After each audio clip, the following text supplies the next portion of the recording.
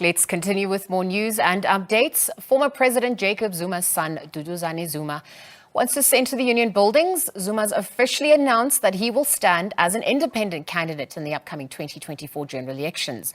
Duduzane says that the country is in desperate need of change and he's more than willing to follow in his father's footsteps. SABC News reporter Simphiwe Makhanya, video journalist Thulani Ngcobo sat down with him in Durban.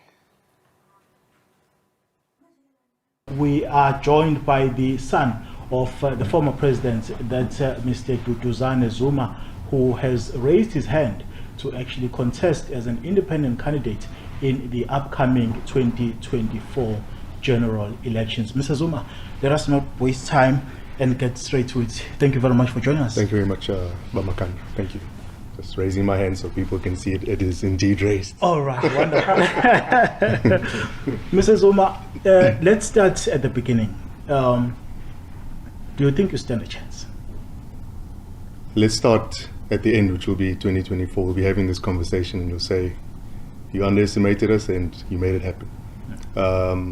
From the beginning, most definitely. Not only stand a chance, we're probably the only ones that can do it at this moment. And the reason for that is because people have taken a back seat, people have become despondent, and people are not willing to put their hands up and say, look, I'm willing to make a difference.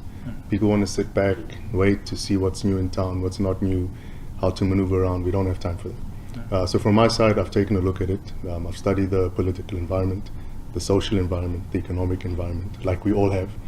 And there's a need for change. So I definitely believe game on. Contesting as an independent this time around, are you still though a member of the ANC? No, so from my side, I must make it very clear. I've been a proud member of the ANC. I've supported the ANC and the ANC has supported me in my life. It's developed me, it's clothed me, it's fed me, it's schooled me, it's protected me, it's taught me a lot that I know in my life. So I can never shun the ANC or shun any negativity upon the ANC, besides the obvious criticisms that we have as discussion points. The ANC is not just a political party, it's a history, it's an institution. It's something that we've all held on to get us to this point. But from my side, the way I look at it is, there's an old saying, and I keep repeating this because it's a very important one that we learnt within the ANC is, one in the ANC as a member should have an unquestionable loyalty. So the one in the ANC must have an unquestionable loyalty to the ANC, but not an unquestioning one. So there have been a lot of questions that have been raised that have not been answered, not just from myself, a lot of people, leaders themselves, trying to look into the issues that the ANC has on its table today. And those questions haven't been answered. So from my side, the only way that I understand to make a difference is chartering a new path. Change is necessary. Change was either going to happen within the ANC or outside of the ANC. We tried to do the change route within the ANC. Clearly hasn't worked, so we'll do it outside of the ANC. So the short answer to that question is you're no longer a member of the ANC? That would be something that they'll have to tell me. Are you a member or are you not a member, Mr. Yeah, the last I checked, I was still a member, but I'm going independent, so they'll need to tell me what they want to do. Okay. Have you consulted your father about your ambitions and what is his view? Yeah, so when it comes to consultation, I'm my own man. I've made my own decisions in life. I appreciate guidance from elders, and I've approached them on many aspects, but from an informative perspective, not a consultative one. And the reason for that is I don't like being stuck in consultation too much, and I think that's one of the issues we have now, is we get stuck in consulting and trying to get everyone's opinion. Opinions do matter, but the more we stay in consultation mode, in opinion mode, in collective decision making, decisions are not being made. We often hear political parties, Mr. Zuma, saying that running a campaign is a very costly exercise. I mean, you are an individual. Where is Mr. Zuma getting the money from? So what we need to reshape in this country is how politics is consumed. Politics, so if you look at all the political parties that exist and you see the different laws that they're trying to pass, open up the books to see who's funding who, we don't have time for that. If people are willing to make a difference and people are willing to support, let's go. If there's anything that is not making sense and people need to be called to book, that will happen regardless of what the situation is. From my side, I've got friends, I've got family, I've got people that love and respect me just as much as I love and respect them, that are willing to be a part of the journey, and they're making the heavy lift lighter. So when it comes to funding and that sort of thing, let's not make it about money. Let's make it about interaction. Let's make it about getting people to a point where they can think differently, because not everything is about logistics, hiring buses, feeding people. I'm talking about from a campaigning perspective. It's about engagement. It's about having conversations. It's about getting people to understand that we need to do things differently.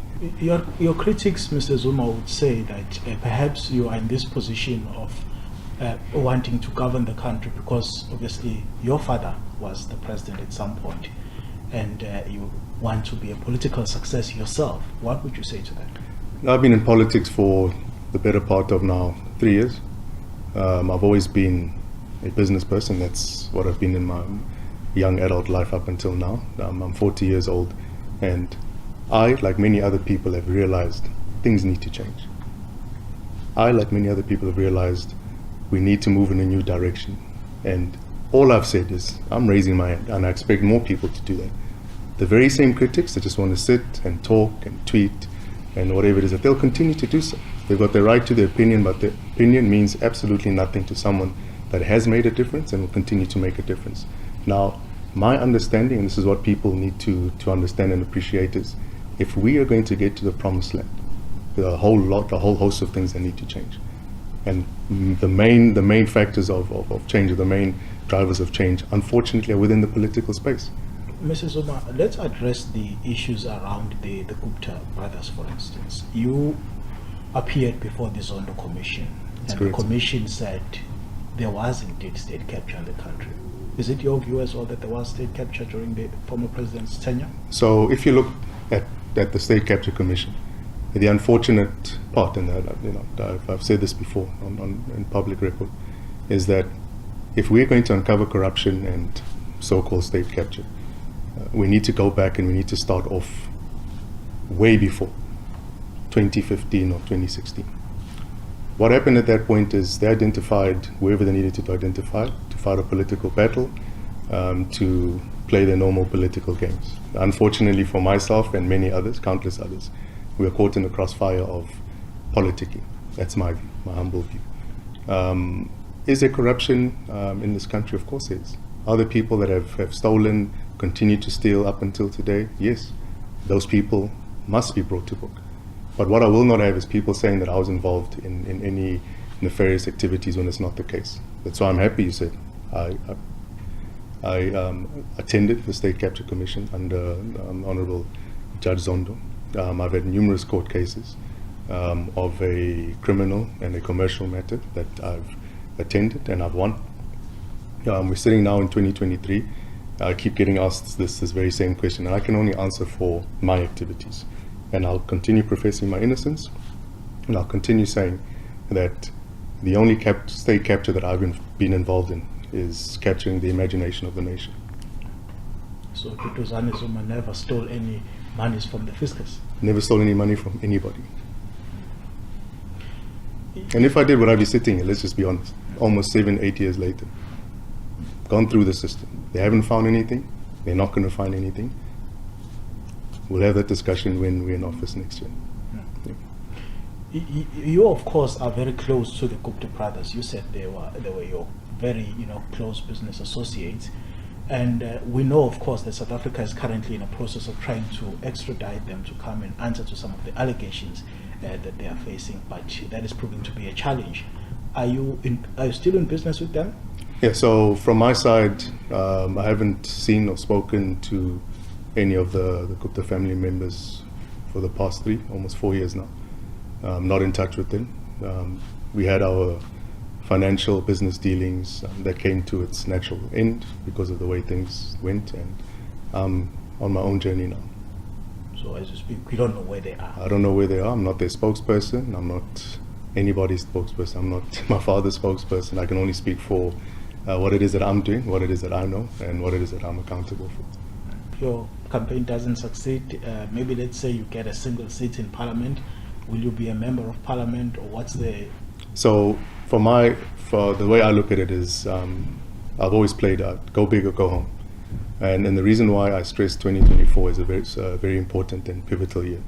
We're in 2023, and I'd like to compare it to where we were in 1993.